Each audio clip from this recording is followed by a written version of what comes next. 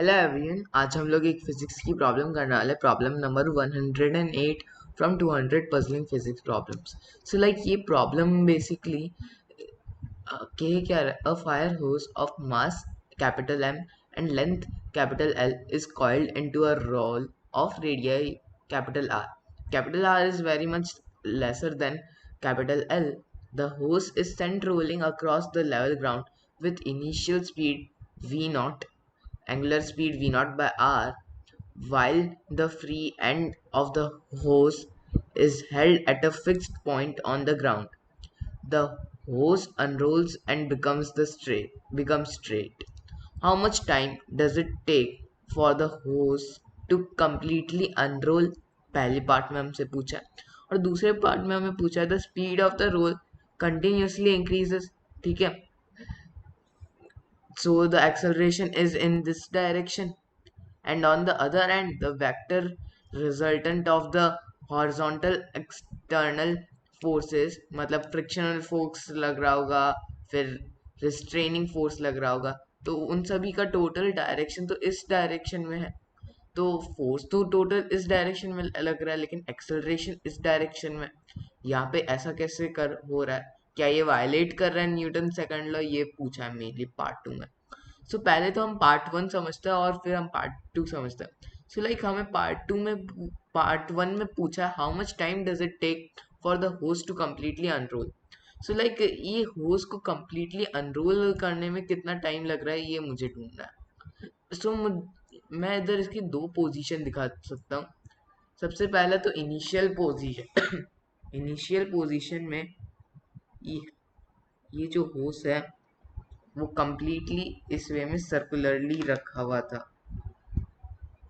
Okay, initial position में completely circular ही था और ये रेडियस सपोज कैपिटल आर कह देते हैं।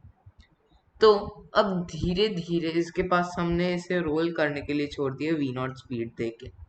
तो होगा क्या कि after some time suppose x part इसका बाहर आ गया, तो मैं रेड कलर से दिखाता हूँ।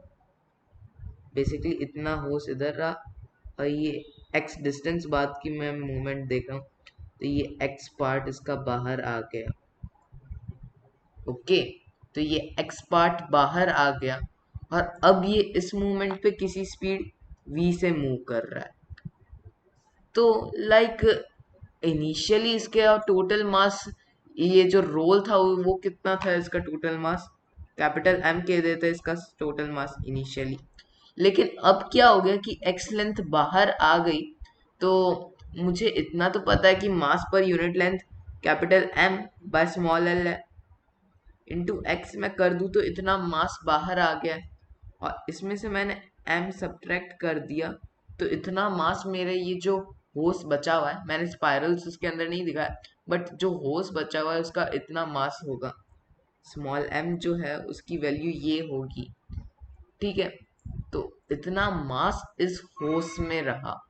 तो बेसिकली मास तो इसका कैपिटल M माइनस, यानी कि इसका मास तो ये हुआ capital M into 1 - x/L।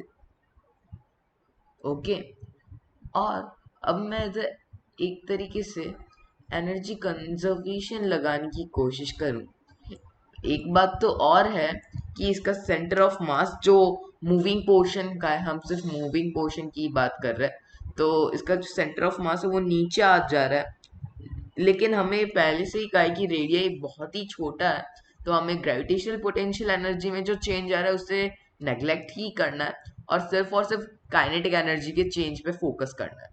So like अगर मैं उसी पे फोकस करूं तो मुझे पता चलता है कि बेसिकली इनिशियली तो इसकी स्पीड कैसी थी, हाफ एम, और वी नॉट स्क्वायर इस डायरेक्शन में। लेकिन ये सिर्फ और सिर्फ मैकेनिकल काइनेटिक एनर्जी हुई, रोटेशनल काइनेटिक एनर्जी भी होगी। और एक डिस्क के केस में इसे हम डिस्क ही ट्रीट कर सकते, तो इसका मोमेंट ऑफ इनर्शिया होगा हाफ m r² / 2 के इक्वल होगा इसका moment of inertia into omega. Omega है वी नॉट बाय आर, इसका होल स्क्वायर।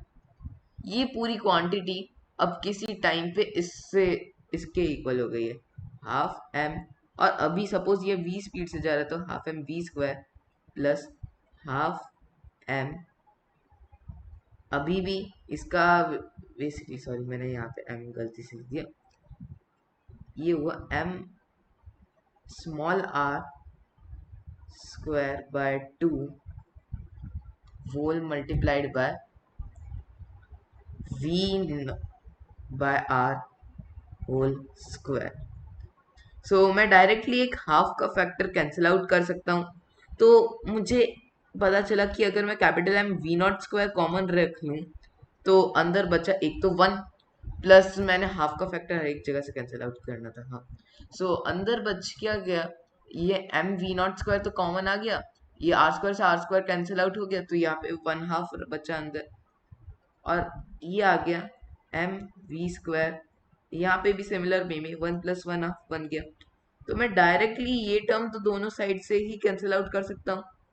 तो फाइनली मैं इस इक्वेशन पे आया हूँ कि m v not square is equal to m v square. अब ये जो स्मॉल एम है वो जैसा कि वैसे तो v की वैल्यू अगर हम देखें तो I V not square root of small M by capital M, small M by capital M, और स्मॉल एम की value capital M into 1 - x/l है, तो वो मैं इधर डाल दूं तो मुझे मिला v naught under root 1/(1 - x/l). So like basically जो स्पीड है वो इसके इक्वल आई। अब जैसा कि हम देख सकते हैं ये जो स्पीड है वो इंक्रीज कर रही है। ओके, इंक्रीज क्यों? देखो मेरे को ये पता है कि x तो इंक्रीज कर रहा है, x इंक्रीज कर रहा है मतलब ये अंदर की क्वांटिटी इंक्रीज की, मतलब 1 माइनस दिस क्वांटिटी तो डिक्रीज की, मतलब डिनोमिनेटर मेरा डिक्रीज कर रहा है, डिनोमिनेटर डिक्रीज कर रहा है तो ओवरऑल क्वांटिटी क्या करेगी, इंक्रीज। तो v भी इंक्रीज कर रहा है x के इंक्रीज के साथ। तो क्योंकि स्पीड इंक्रीज कर रही है इस डायरेक्शन में, एक्सेलरेशन उसी डायरेक्शन में होगा। बट अगर हम फोर्सेस की डायरेक्शन देखें तो फोर्स तो इस डायरेक्शन में। सो यही एक मेन क्वेश्चन है पार्ट 2 का। लेकिन अभी हम जैसे स्पीड का एक्सप्रेशन ढूंढना है तो उससे मेरे को अभी टाइम ढूंढना है, तो अभी उस पर अगर हम फोकस करें तो मुझे मिला कि मैं ये जो स्पीड v है उससे मैं कह सकता हूँ dx/dt। तो dx into square root of 1 - x/l, और dt उधर चल गया तो चला गया तो v नॉट dt। अब मैं दोनों साइड इंटीग्रेशन लगा दूं तो आप खुद सोचो कहाँ से कहाँ लगाऊंगा।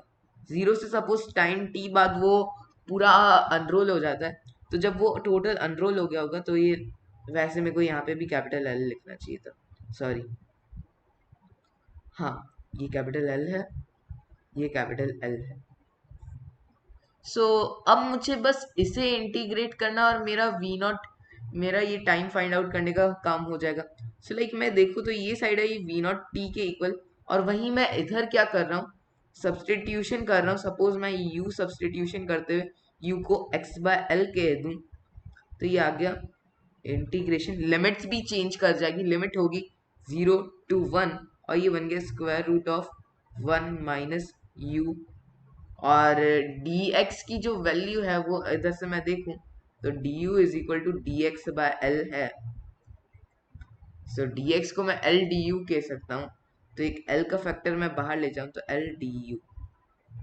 तो अभी यहां से मैं देख के ये कह सकता हूँ कि टाइम पीरियड जो है वो L/v0 इंटू ये जो इंटीग्रल है उसकी value 1 up, sorry square root of 1 - u का इंटीग्रल अगर मैं करने जाऊंगा तो मुझे मिलेगा 1 - u रेज टू 3/2 अपॉन 3/2 का जो फैक्टर है उसे मैं बाहर ही मूव कर देता हूँ तो 2/3 का इधर आ जाएगा।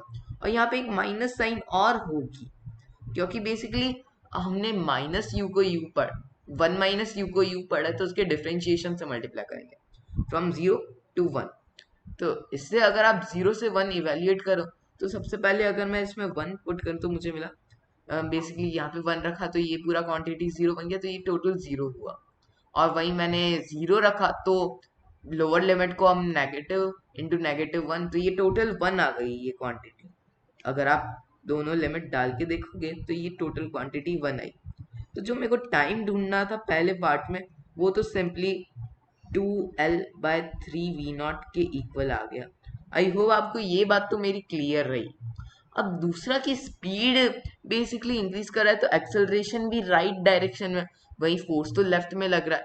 तो इसका रीजन क्या है उसे हम इस वे में समझ सकते हैं कि न्यूटन की जो सेकंड इक्वेशन है वो तो हमें ये कहती है कि F equal to m a, force is equal to m a होता है, mass into acceleration.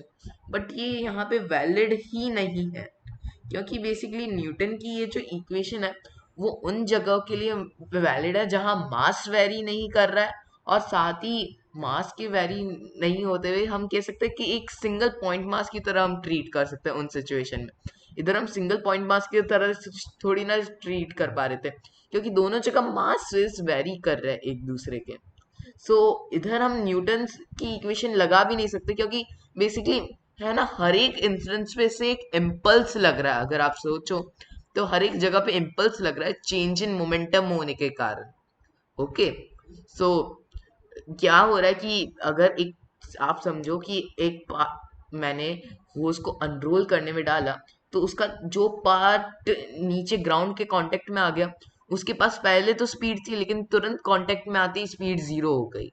So like change in impulse, change in momentum आ रहा है जिससे कंटिन्यूअसली इम्पल्स लग रहा है, और उस केस में तो ये इक्वेशन वैलिड हो ही नहीं सकती। तो तब हम ये इक्वेशन तो नहीं लगा सकते, लेकिन जो नेट फोर्स एक्सटर्नल है, यानी टोटल फोर्स एक्सटर्नल में लग रहा है, वो बेसिकली dp/dt के इक्वल होगा, जहां p basically change in, p basically मेरा मोमेंटम है। तो ये आया dmv/dt। और अगर आप इसे देखो तो v भी वेरी कर रहा है, m भी वेरी कर रहा है। तो ये इक्वेशन से हमें मिलता है m dv/dt plus v dm/dt। अगर हम इधर क्या यूज करें, बेसिकली प्रोडक्ट रूल। और आप इधर ऑब्जर्व करो तो एम dv/dt तो एम ए का टर्म बन गया, और जिन जिन सिचुएशन में मास वेरी नहीं कर रहा होता है, लाइक जहाँ पे dm/dt की वैल्यू जीरो होती है क्योंकि मास टाइम के साथ वेरी नहीं कर रहा है, तो उन जगह ये मेरा जो करेक्शन टर्म है वो तो कैंसिल आउट हो गया। सो मैं उन उन जगह force equal to m a apply कर सकता हूँ, लेकिन यहाँ पे मास वेरी कर रहा है तो न्यूटन का लॉ यहाँ पे वैलिड ही नहीं है। लेकिन अगर आपको यहाँ से समझना है कि क्यों फोर्स बेसिकली नेगेटिव डायरेक्शन में आ रहा है, तो आप इस तरीके से समझ सकते हो कि जैसे कि हमने एम के लिए ये एक्सप्रेशन ढूंढा था, एम के लिए कहाँ है, yes, capital M into 1 - x/l। और v के लिए एक्सप्रेशन ढूंढा तो क्या आया था, v के लिए हमने एक्सप्रेशन ढूंढा तो आया v0 √1 - x/l। तो इसे मेरे को basically m into v calculate करना है, तो मैंने इसे m से मल्टीप्लाई किया, v0 कैपिटल m की वैल्यू है 1 - x/l, तो ये फाइनली बन गया √1 - x/l।